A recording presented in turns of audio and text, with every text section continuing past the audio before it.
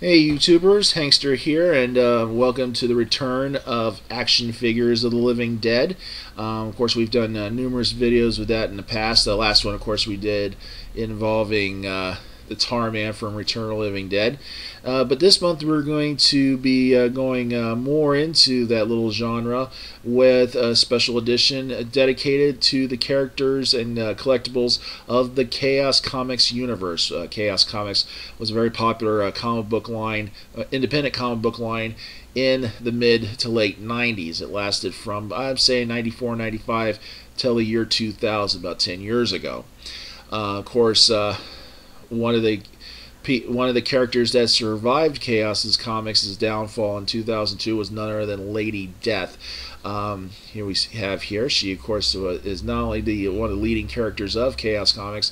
She, of course, was the one of the leading characters in what is now known as the Bad Girl era, which brought back notables like Vampirella from the classic 1970s comic books. Also introduced new characters like Witchblade and Darkchild and Fathom, and of course made already well-established female characters like Rogue and She-Hulk and Supergirl and the Invisible Woman into the more sexier forefront. These were very popular characters during that era as well. As you know, the Bad Girls was sort of the popular with the fanboys at the time. Of course, this was the queen of the Bad Girls, in the sense that she was sort of like an anti-heroine. Sometimes she did heroic things. Sometimes she was basically a bad girl. But in her background, she of course was a daughter of a feudal lord who, of course, basically was just trying to raise an army of his own to take on Lucifer and Hell. And he, of course, when he felt that he raised a good enough army, he, of course, transformed himself to Hell to take on Lucifer. Now, of course, he did have one daughter who, of course, original name was Hope, and sadly, of course, she was accused of her father's crimes, and when she was being burned at the stake, she, of course, chanted the same spell that her father chanted and transported herself to hell. And through a lot of trials and tribulations, including, of course, making allies such as the Nameless Wolves, the horse known as Nightmare, and the Blacksmith of Hell, Cremator, she, of course, raised her own army, finding out, of course, her father was being tricked by Lucifer, and of course, the fallen angel, now the devil. She, of course, took him on in battle, and she apparently won, but his fading words as he was thrown into a nexus, he had cursed her to that there would be no way for her to escape this realm unless all life on Earth was killed. And of course, through most of the Chaos history, she of course tried to bring that to fruition. And of course, that's how she created Evil Ernie, and we'll get to him in a future video. Now, of course, as you see here, this is a standard size action figure, very well built figure, by the way. These came out about around 1998-99 time period. This was the first wave, of course, and she of course came with her first sword. She had numerous swords, but this was her first one. She also has this very nice velvet cape. Her hair, of course, is standard plastic. And of course, you turn her around here. See her back end here. This is for Mock Diesel.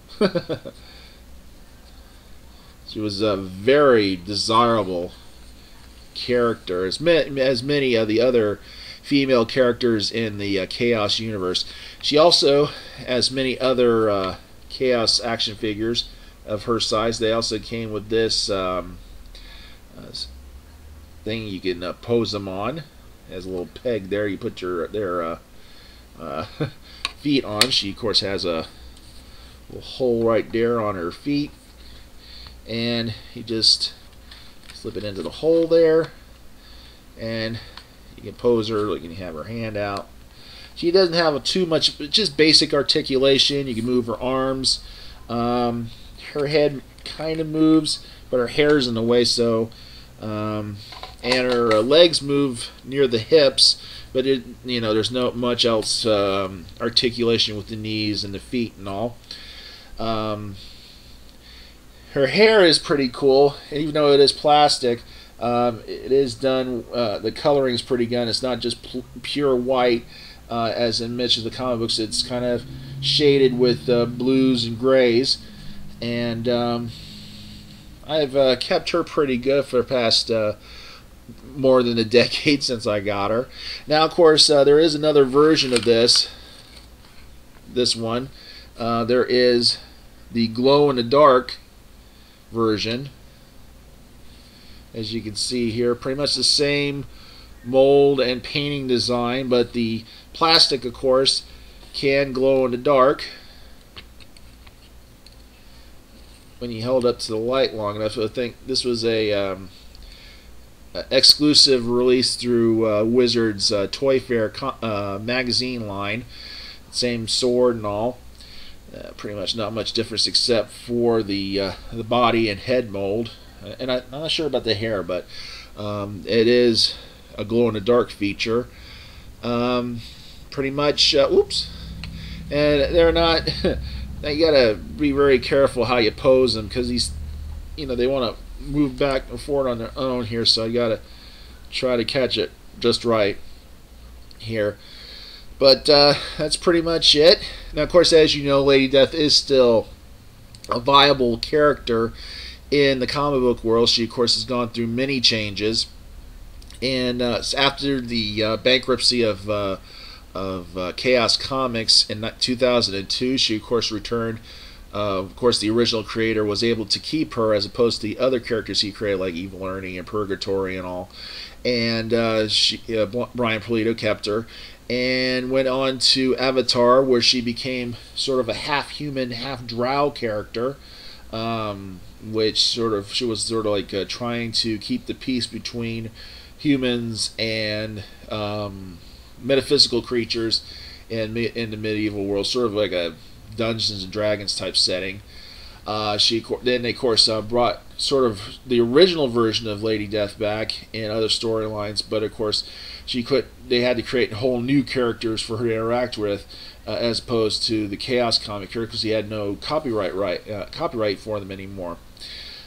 She, of course, is now having whole new adventures in a new line called Boundless Comics, an ongoing series of that as well.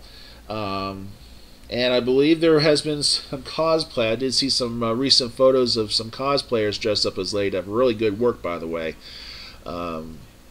But of course, this is not all of my Lady Death action figure collections. I do have more to show in future videos, and stay tuned here throughout the month of October for more Halloween-themed collectibles, and stay tuned here for more collectibles, reviews, and gore here on the Multoyverse. See ya.